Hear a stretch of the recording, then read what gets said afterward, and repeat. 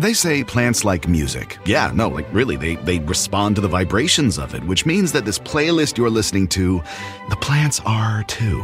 You know what else plants like? Organic soil from Miracle Grow. It's made with all the best stuff like wood fiber and compost. Plus, it's OMRI certified organic, which officially means it's made with superior ingredients. And when you give your plants the stuff that makes them happy, they won't judge you on your iffy playlist. Hear that, plants? So go ahead and give them Miracle Grow.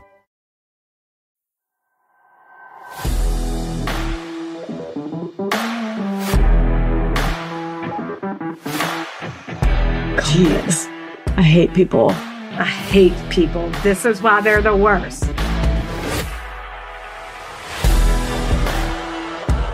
Are you ready for it? How much would a woodchuck chuck if a woodchuck could chuck what? Oh my God, we both started talking at the same time. That's a little tongue twister I usually do before the pod. How much would a woodchuck cut? I don't care. I'm over it. I'm not going to be able to do that. Forget it. Just got to focus, Rach. I can't. Okay. Well, glad you're going. No, I'm actually really, that's what I was saying before your woodchuck thing, was I'm so amped to be going. Oh, okay. And I love being the one to tell the story. It's fun. I know. All right, we have nothing at the top. Nothing to discuss. I guess not. No, I don't think anything's on TV tonight. So I got nothing there. All right. Well, then let's get going. Because let's do it. I don't want to talk current events, even though. I know. It makes me weepy. I know. Me too. Oh, God. Talk about the latest, decision weighing heavily on women right now. I mean, I don't know when this is airing, I guess. In a few weeks, but yeah. It's true. Yeah, I can't weigh myself down with that anymore. I know. Okay. Sad, dangerous, and unfair. Okay. Yep. Speaking of sad, dangerous, and unfair, do you want to hear about John List? Of course I do. Who doesn't? Who doesn't? Okay, this story was actually recommended from a Reddit user. As much as we talk shit about Reddit, there's a lot of good out there, I'll tell ya. Sure is. And we were looking on our subreddit and just asked for suggestions, and they listed it, and we were like, oh my God. I was like, this is already on my list. Yeah. This is a sign. So, and John List, Yeah. So shout out to that person. I won't say their username because, privacy, but it's clever. It's a good one. Jealous of it, actually. Well, here we go. I was worried that it might be, but actually, never mind. Because I was like, is this too well known? But I'm like, I don't think it is. No, I don't think so. I mean, I think people really into true crime, yes, probably know it. But they may not, because I first heard about it, I guess like a couple months ago, but I've been into true crime for God knows how long, I think. What? And I know like the overall story, but I don't know the nitty gritty of it. Well, let me tell you about the nitty gritty. I have like a story within a story. Oh, okay. That's good. Okay, well then I'll just tell you all about it. Please do. Okay. The List family lived in Westfield, New Jersey in Sources. There you go. New York Times, Wikipedia, Associated Press, All Things Interesting, and LA Times. All right. The List family lived in Westfield, New Jersey in a 19-room mansion that had a ballroom, billiards room, marble fireplaces, the works. Mm-hmm. It's uber pretty. I'll post it when we post this episode. I can only imagine how pretty it is. Okay. It's really pretty. Mm-hmm. It was John List and his wife, Helen. They were both 46 years old. John's 85-year-old mother, Alma, and John and Helen's 3 kids, 16-year-old Patricia, 15-year-old John Jr., and 13-year-old Frederick. They appeared to be the ideal family. John was a successful accountant. They all went to church every Sunday, where John also taught Sunday school. Just ideal 1960s American dream vibe. Mm-hmm. you know. He taught Sunday school. Like, okay. So they were somewhat reclusive. They really didn't chat or hang with the neighbors. In fact, one neighbor said that she brought them pie to welcome them to the neighborhood when they first moved. And John told her he was not interested in making friends. Yeah, I do remember that part. And I'm like, mazel. But also, like, chill. It's a gesture. I'm not asking we become blood brothers. Like, ain't nobody trying to be your best friend. Also, I'll take the pie. I know. What a jerk. Respect the honesty. Whoa. Before you come one step closer, please know that I hate people. Right. Whoa. Before you come borrow sugar from me, I'm not interested. Yeah. Thanks for the dank pie, though. But in early 1971, neighbors noticed that although the house was always lit up, there just didn't seem to be much activity, and there hadn't been in a few weeks. Then they noticed that light bulbs were going out one by one. And finally, on December 7th, 1971, one of the neighbors called the cops. So cops knocked on the door for a welfare check. When no one answered, they found an unlocked basement window. And when they went in, the sound of organ music, specifically a religious hymn, was blaring over the intercom. Ooh, that is the creepiest. Oh, doesn't that give you the willies? Yeah. And then spooky. It's like a haunted house. I know. And it made me think, okay, so look, quick, has nothing to do with John List's background story, but I had a question for Rebecca, and it's not going to make sense unless you know this. When we first graduated college, she moved to DC and found this house on Craigslist, went up there to possibly sign a lease. The woman who owned it was insane. Like, that, honest to God, could be an episode in it of itself. Like, I might do it. The craziest she was series batshit crazy of events took place. Her name was Anne. It also was Emma. We don't know. But I was like, I wrote a note. I was like, didn't you walk into her, like, hoarder's house and she was playing weird music? Or did I invent that when I called you? I called her once to ask her if Anne had ever drove up the front yard of their house going 90, blaring Christmas music out the windows, because that's just something she would have done. And we all had a big laugh, but now I'm like, wait, was that true, or did I make that one up? You really sensationalized the story. Christmas music. And you have front yards in DC? Get out of here. No, I don't think so. I mean, no, she had one of those pull-down attics, and she was like, this could be a bedroom for someone who's like an unfinished attic. She suggested one of us sleep in a sleeping bag. Like, for $1,500 a month in 2012. But I don't remember Christmas music. It sounded so familiar that you, like, walked in and it was like some weird music playing, but maybe not. I think I dreamed it. I want it to be true is the thing. I know. Your imagination's getting the best of you. The attic thing, that's so illegal. Like, y'all should have just... It's like, no, because we're not a bat or a vampire. But thank you. Also, how much? Put your shoes on. Ew. Sorry, that was the most annoying sidebar probably, but I promise y'all, I'm just going to tell it one day. I just have to, like, organize my thoughts because it was over several weeks of batshit crazy. It'll just be a solo app. I'll just be... I won't be participating in that one. We'll phone a friend. Yeah. Kathy. Uh-huh. Come on down. Okay. So they come in, organ music blaring through the intercom. So creepy. So spooky.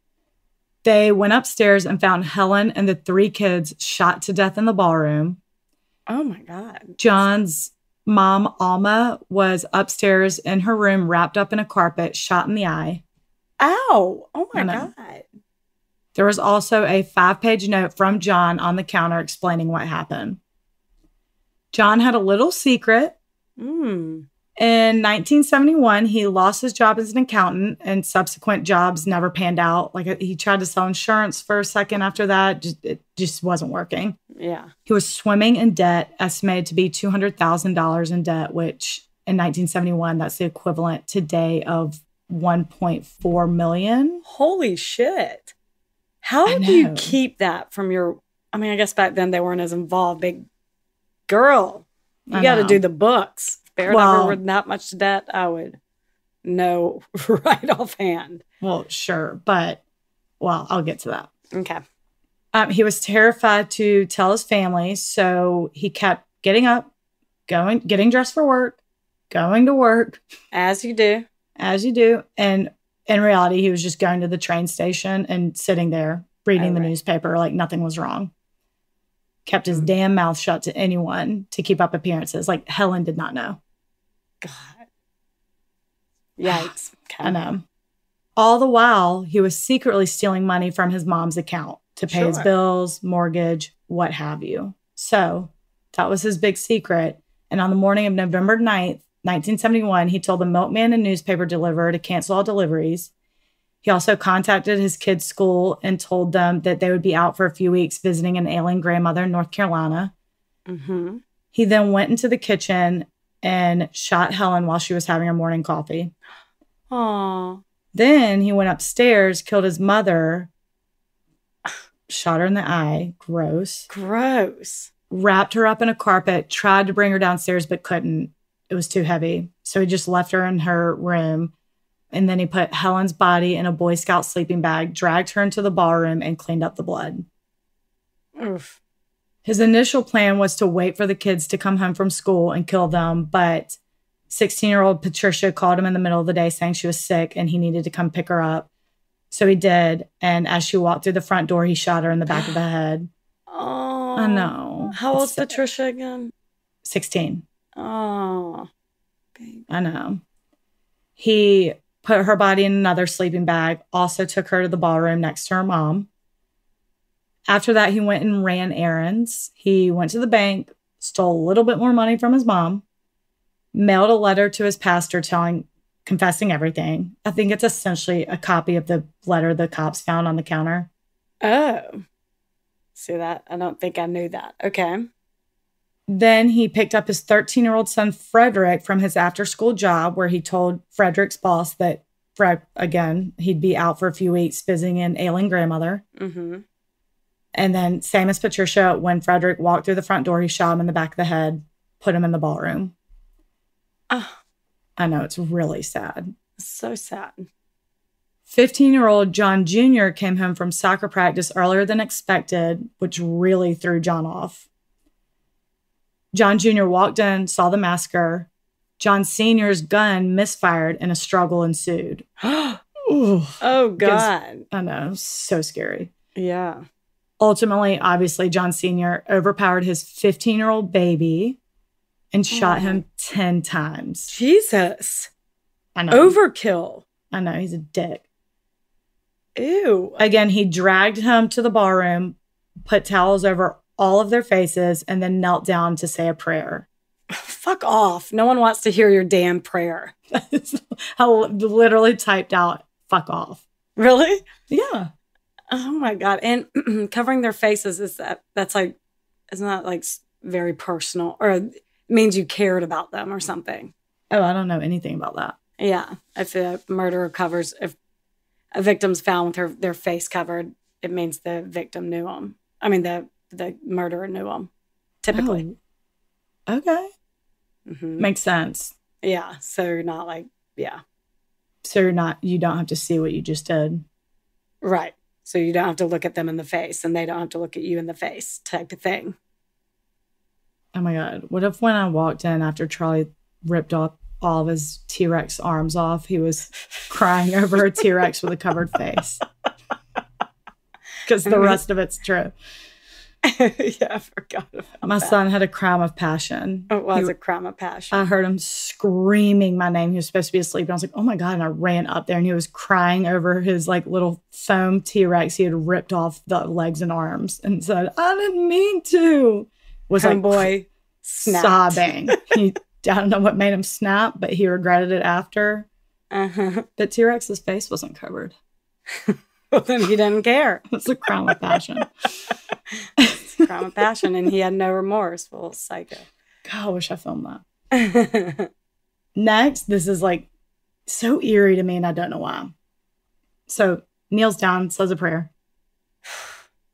After that, he cut himself out of all family pictures, made himself dinner, went to bed in the billiards room. I don't know why there. Woke up and bolted. So mind you, this all happened on November 9th, and cops finally went to the house on December 7th. So he had like a month almost head start.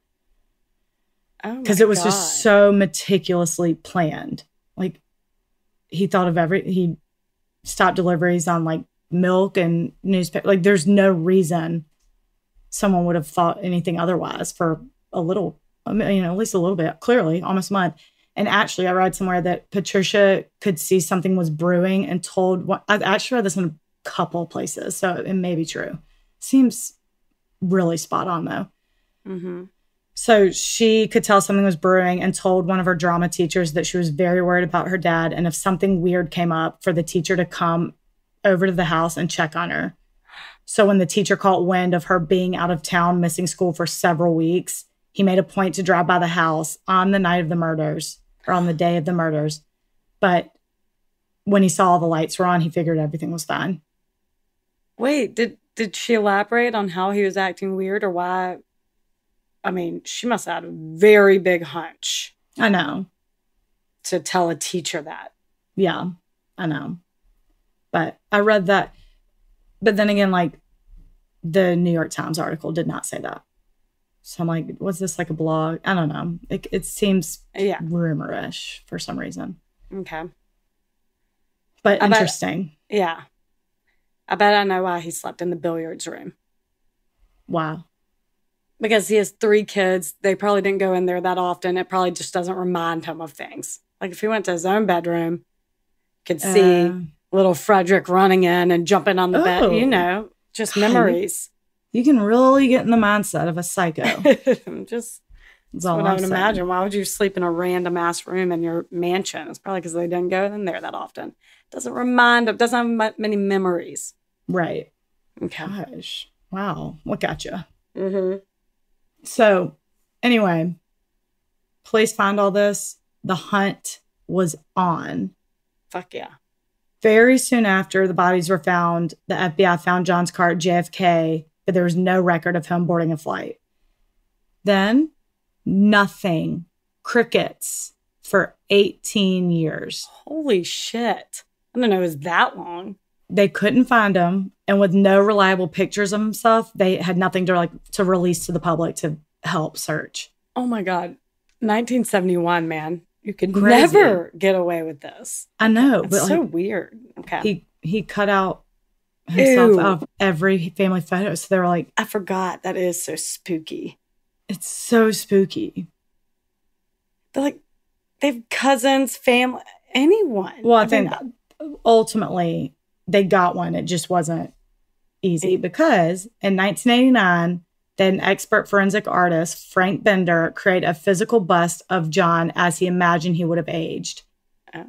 To help him, they enlisted a psychologist that theorized that John would be wearing the same horn-rimmed glasses that he wore when he was younger to remind him of more successful days.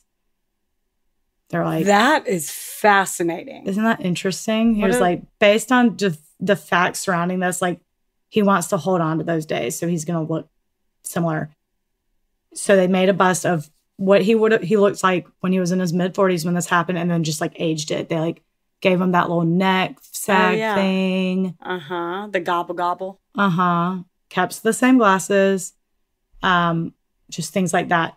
So they make the bust based off of all this, and I will post that when I post this episode. It looks exactly like him. It is dead on. Wait, what a fascinating job. So he's just like talk about someone who can get in the mind of a psycho. I know. Being like, no, he's going to wear the same glasses because that's what he wore when he was successful and wants to hold on to those. Golly. It's crazy. But it is like, I went deep into that Google image search because the picture that kept coming up, I was like, that is him. Because they did a side by side. I was like, there's not, both of these are real people. Okay. Like, it is the craziest. So I'll post it. Mm-hmm. So they had that bust, killing it. On May 21st, 1989, again, 18 years after the murder, and on our second birthday, if you remember. I do. Hell of a party. Totally. America's Most Wanted aired an episode featuring the List family murders and showed a picture of the bust, and tips came pouring in. Hell yeah. One of the tips was from a woman in a suburb of Richmond, Virginia, who thought the bust looked like her neighbor, Robert Clark, a church-going accountant who wore those exact same glasses. FBI went to Robert Clark's home and confronted his stunned wife, who he had met at a church social. After she helped fill in the blanks from the past, they arrested him at his office on June 1st, 1989, only 9 days after our second birthday and after the America's Most Wanted episode. Oh, He my God. obviously denied that he was John List, but fingerprints confirmed otherwise. And as a fugitive, he had assumed a new identity and lived quietly in Virginia and in Denver for 18 years. Holy shit. I thought they found him in Florida. That's why I was not thinking anything of this Richmond guy. Oh, no, it really was him. But it's just like he assumed a new identity, but he like really kept his old life. He was still an accountant, still a like devout churchgoer, remarried. Like everything about him was the same except his name. The trial started in 1990, and his defense attorneys argued that John was going through a midlife crisis when he killed them. He suffered from PTSD from his military service in World War II and in Korea. Also, during the trial, a few other family secrets came out. Oh. They said that Helen, his wife, had 5 scotches a day, was addicted to tranquilizers, and had advanced syphilis, which was causing a huge strain on her mental health. Because, you know, syphilis can make you go crazy. I would have 5 scotches a day, too. Oh, no, for real.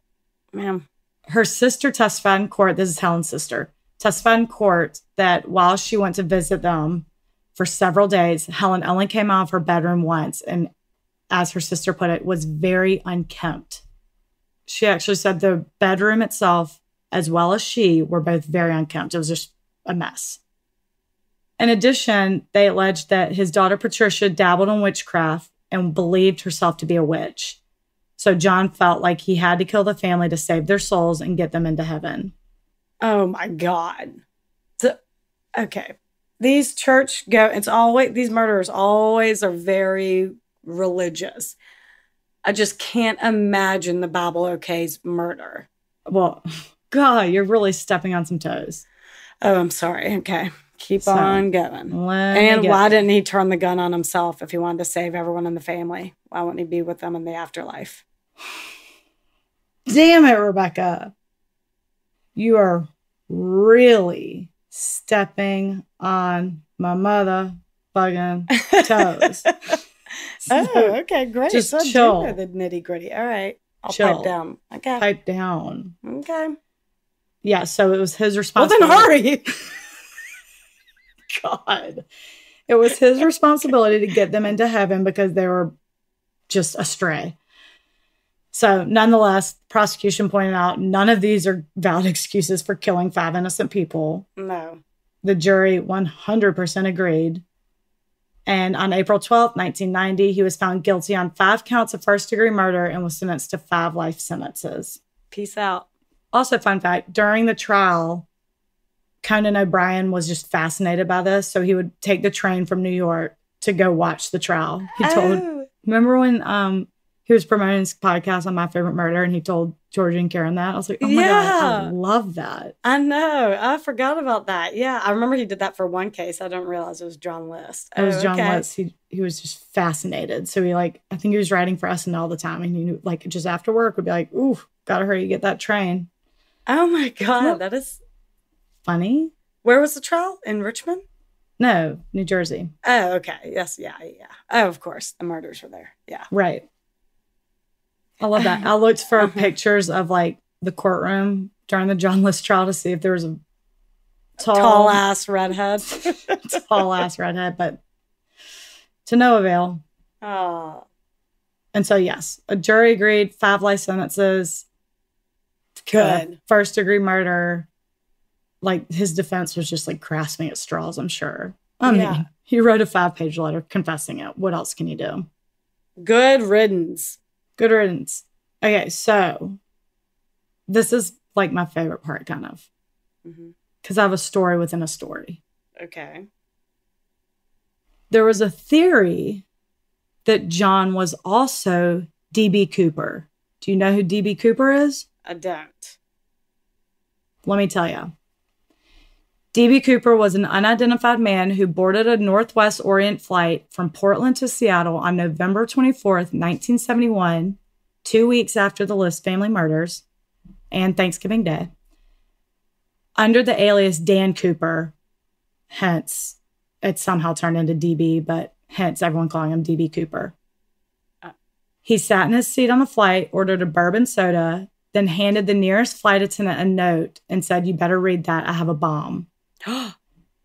The note directed her to sit next to him, which she did. She asked to see the bomb, and he opened his briefcase and showed her what looked to be dynamite. Then he stated his demands. He wanted $200,000, 4 parachutes, 2 primary and 2 reserve, and a fuel truck to be waiting on them when they land in Seattle. The airline president approved the ransom, and the pilot circled Seattle until everything was like ready for him. Oh my God. The flight attendants described him as well-dressed, well-spoken, mid-40s man. They said he was very nice, never nasty, didn't seem nervous at all. Apparently, they said he was, quote unquote, not the typical take me to Cuba type of hijacker. He ordered another bourbon soda. Sure. Paid for it. Oh. He paid his bill while hijacking the plane. And even demanded that while they were stopped in Seattle, the entire crew get fed. He told the flight attendant, "I don't have a grudge against your airline, miss. I just have a grudge." Wow. So he was just uber nice. Like the nicest hijacker they've ever dealt with. Yeah, I'm sure. So once they landed in Seattle, he made sure all of his demands were met, and then he let all the passengers go. I think there's 35 other passengers on the flight. So he'll let them go. He tells the crew they're going to Mexico City. He lays out a flight plan and demands that the entire crew get in the cockpit with the pilots. While they're in the cockpit, an alert went off in the cockpit, and the pilot went over the intercom and asked if he needed help, to which he said no. And then they immediately felt a shift in cabin pressure. He had opened the door and jumped out somewhere over Southwest Washington and was never seen again. Shut up. To this day. That's the most shocking thing you've said in this whole episode. That's why it was my favorite part. I just love it. Okay, so obviously they gave him $200,000 in $20 bills. So they had all serial numbers, obviously. The FBI arranged it for him. So obviously they had all the serial numbers. But none of the cash ever turned up. The only small portion that did washed up on the shore of the Columbia River in Pacific Northwest. Oh my God. I know. Aside from that, it's all marked. They have no idea where it is. Holy shit. How? And he called himself DB Cooper? He bought the plane. His plane ticket said Dan Cooper, which was not a real name. DB Cooper. Because of the description of him, how close it was to the murders, and that the ransom was for $200,000, which is exactly how much John List owed in debt. It was obviously quickly rumored that DB Cooper was John List. Yeah. I mean, we may never know. The flight attendant said he was wearing dark glasses. But aside from that, it was mid-40s. It kind of matches up. I sort of don't think it could be him. I just an accountant. How does he get away with that? And wouldn't anyone in his life come forward and be like, "Oh yeah, he was an avid skydiver." How would he know how to use those parachutes? Oh yeah. No, yeah, that's true. I mean, that is in the note he gave to the flight attendant was handwritten. How has he never been found? Right. Yeah, I don't think it's John List. It's just too. Yeah. But then again, John List got away for 18 years. I know, but by now we would know with the handwritten letter he left in the kitchen confessing to murdering his family with the handwritten letter ransom note. by now we would know. Yeah. Someone, a handwriting analysis expert would figure it out for us. Yeah. And then, I don't know, he just seemed to have left clues. Oh, well, actually, I just put this together. John List served in the military.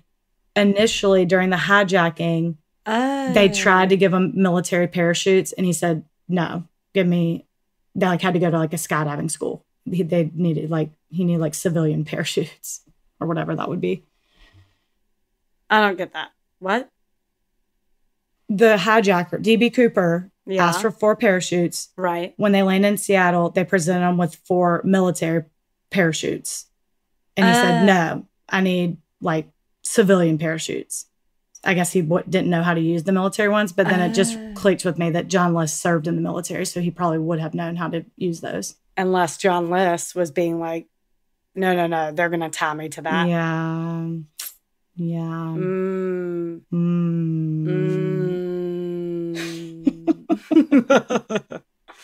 Holy shit. Well, that's crazy. Love that conspiracy. I know, me too. I'm like fascinated on, now I need to find out, when you Google it, it's like D.B. Cooper, Amelia Earhart, just everyone who's missing from what's going on. Yeah. That is crazy. Isn't that crazy? So in 2002, in what I believe is the only televised interview John List ever gave. Oh, hell yeah. Connie Chung asked him, why didn't you just take your own life if you were feeling that overwhelmed? Just like you asked when you kept flapping your gums at me.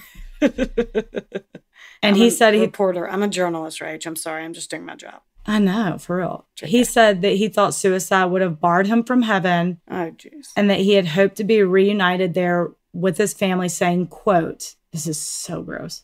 Ew. Quote, I feel when we get to heaven, we won't worry about these earthly things. They'll either have forgiven me or won't realize, what happened. Oh, John, you ain't going to heaven. Let's get one thing straight. They know what you did. No, they know what you did. I hate him Everyone knows what you did. God knows what you did. Yeah. Piece of shit. There you go. So he served his sentences until March 2008 when he died of pneumonia at age 82. Ugh. Here's actually the ball drop. The List house was destroyed by a fire in August 1972, which was 9 months after the murders. It was officially ruled an arson, but remains unsolved with no suspects. But ready for it? Yeah. When the fire destroyed the home, it was discovered that this huge stained glass skylight that was in the ballroom was actually a signed Tiffany skylight worth $100,000 in 1971, the equivalent to $721,000 today. Oh, so he would have paid off majority of his debt. Had he known that, would this all have happened? I don't know. Like, probably not. If you're capable of doing that, though, like something else probably would have triggered you, but it was worth $100,000, allegedly. He was allegedly $200,000 in debt, but he was only $200,000 in debt because he was stealing from his mom to make up for losing his job. Had he known he had $100,000 sitting above his head in his own house, he could have lost his job, somehow made money off that. Right. And survived a little while longer without stealing $200,000 from his mom. So who knows? My God. Speculation. Did you keep saying allegedly because you were scared he was going to sue you? No, I get scared of like Reddit trolls telling me that I'm ill-researched, even though because everywhere I've read that did say alleged. So I hate to state it as fact when I'm not totally sure. Right. You know? I do. And I'm also scared he'll sue me. from the pits of hell.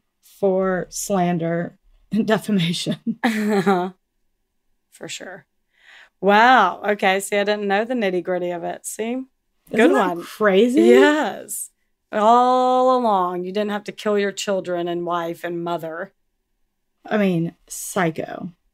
Whom you fed from the teat. Whom fed you from the teat. Oh, wait. 9:30, man. I know these nighttime you through recordings. I know. It's too late. I'm not quick-witted. I do my best, though. That was a good one. That was Such a good story. Yeah, good one. Sad. Obviously. Yep. Oh my God. Well, thanks. I don't think I have it. Thanks, everyone. Y'all are the best, but people are the worst. That's true. Bye. Bye.